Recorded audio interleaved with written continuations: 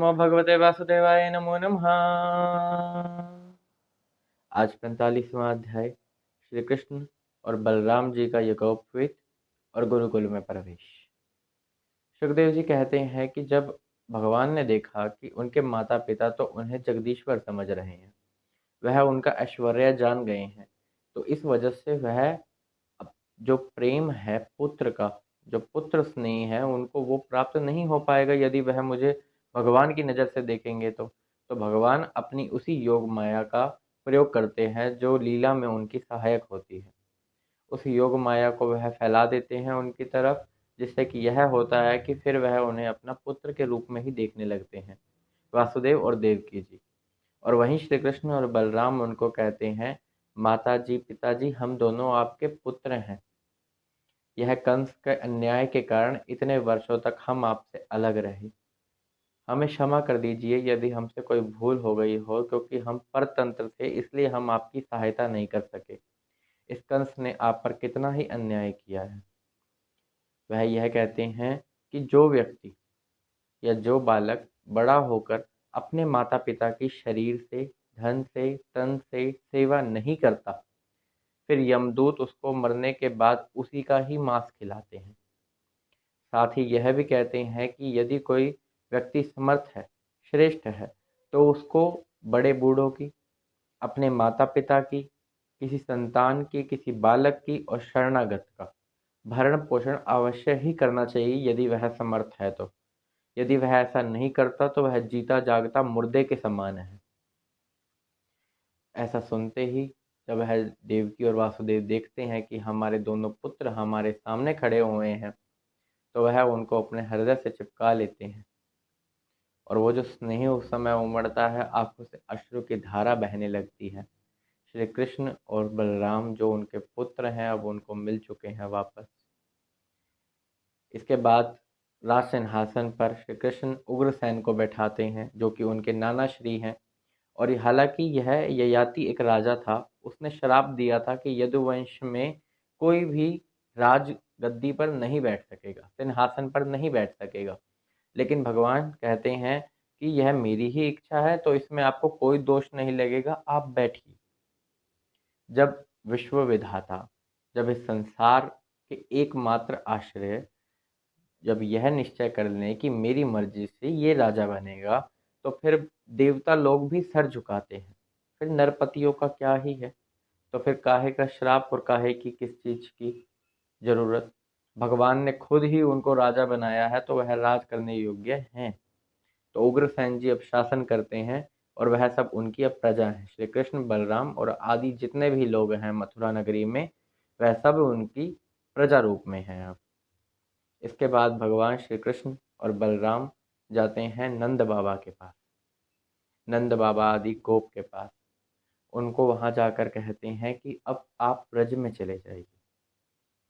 आपने मेरा जो लालन पोषण किया है उसके लिए मैं सदैव ही आपका ऋणी रहूंगा। जो आपका प्रेम है मेरे प्रति वो अनंत है, मैं यह बात भी जानता हूँ और आपको इससे बहुत ही पीड़ा भी होगी कि आप मेरे बिना ही व्रज में जाएंगे। लेकिन आपको जाना तो होगा। और यह कहते हुए कि मैं अवश्य ही वापस आऊँगा, वह नंद बाबा को वापस भेज देते हैं और सभी से गले मिलते हैं। उन सब के जाने पर भगवान श्री कृष्ण का यज्ञोपवीत संस्कार होता है ताकि वह द्विजत्व बन सकें। जो संस्कार बचपन में पैदा होने के समय होने चाहिए थे वह अब हो रहे हैं। और वहाँ गुरु होते हैं गर्गाचार्य जी, जिन्होंने उनका नामकरण भी किया था गुप्त रूप से वहाँ गोकुल में आकर। अब वह द्विजत्व हो जाते हैं। वैसे वह विश्व विधाता है, हर प्रकार की विद्याएं हैं वह सब उनसे ही उत्पन्न हुई हैं। लेकिन यहाँ पर वह मनुष्य के अवतार में है तो वहाँ वह लीला कर रहे हैं।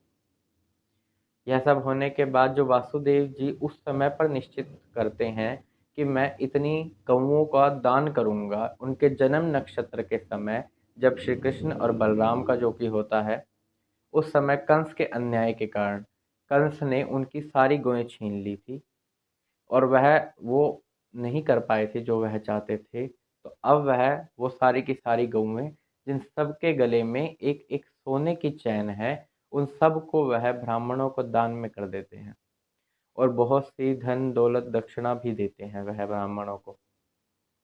अब वह बहुत ही खुशी खुशी रह रहे हैं, जहाँ पर नंद बाबा तो वापस चले गए हैं गोपों को लेकर। एक तरफ कंस का वध हो चुका है, उग्रसेन शासन कर रहे हैं और वासुदेव और देवकी जी को उनका पुत्र मिल चुका है। श्री कृष्ण और बलराम जी को अपने माता पिता के साथ रहने का सौभाग्य प्राप्त हुआ है। इसके बाद वह निश्चय करते हैं कि वह गुरुकुल में जाएंगे और वह जाते हैं गुरुकुल में अवंतीपुरी में, जो कि है उज्जैन में। वहाँ पर एक काश्यप गोत्री के सांदीपनि मुनि, उनके पास जाकर वह शिक्षा ग्रहण करते हैं और गुरुजी भी उनका बहुत ही आदर करते हैं। वह भी गुरु का बहुत आदर करते हैं, इसलिए कि वो सब लोगों को सिखा सके कि गुरु कौन है, गुरु का हमारे मन में किस प्रकार से क्या भाव रहना चाहिए, किस प्रकार उनकी सेवा करनी चाहिए। गुरुजी ने उन्हें कुछ ही दिनों के अंदर बहुत सी शिक्षा दे डाली, जिसमें धन और विद्या भी थी, जिसमें आत्मविद्या भी थी, जिसमें अलग अलग प्रकार की मनस्वी विद्या भी थी। तो वह सब विद्या वो बहुत ही जल्दी सीखने लगे। यूँ मान लीजिए कि 64 कला संपूर्ण जो वो थे, तो 64 कलाएं उन्होंने सिर्फ और सिर्फ 64 दिन में सीखी थी। यानी एक दिन और एक रात के अंदर वह एक कला में निपुण हो जाते थे, वह सीख जाते थे।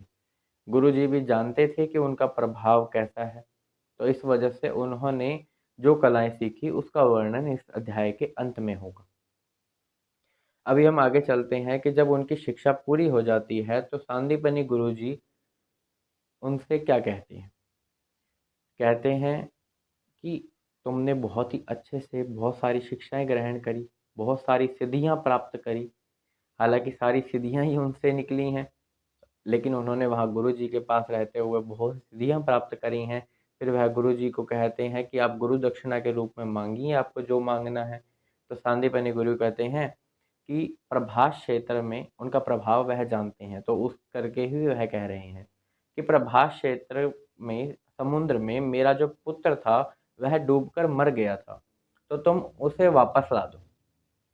श्री कृष्ण और बलराम जाते हैं प्रभास क्षेत्र समुद्र और वहां जाकर कुछ ही क्षण बैठते हैं कि समुद्र बहुत सी भेंट और सामग्री लेकर आ जाता है उनकी पूजा करने के लिए, क्योंकि वह पहचान जाता है कि यह मनुष्य के रूप में कौन है।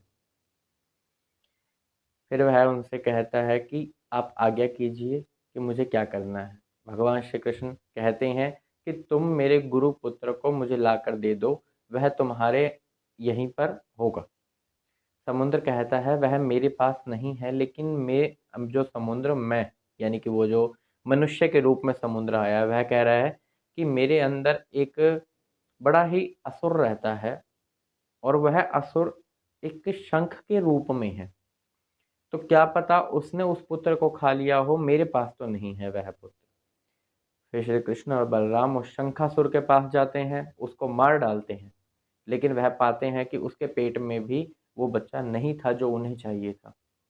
इसके बाद वह उसके पेट से वह शंख निकालकर वह पहुंच जाते हैं यमपुरी। जो यमराज की प्रियपुरी है वह है संयमनी। तो संयमनी में वह जाते हैं और वहां जाकर वह शंख बजाते हैं। सभी के सभी को पता लग जाता है कि कौन आए हैं। तो यह सब जब यमराज को पता लगता है कि विश्व विधाता आए हैं, जगदीश्वर आए हैं, जो सबके अंतर मन में उपस्थित हैं, तो वह उनकी जाकर पूजा करता है, उनसे हाथ जोड़ता है, कहता है कि बताइए मैं आपकी क्या सेवा कर सकता हूँ। उनकी बहुत बड़ी पूजा भी करते हैं यमराज जी।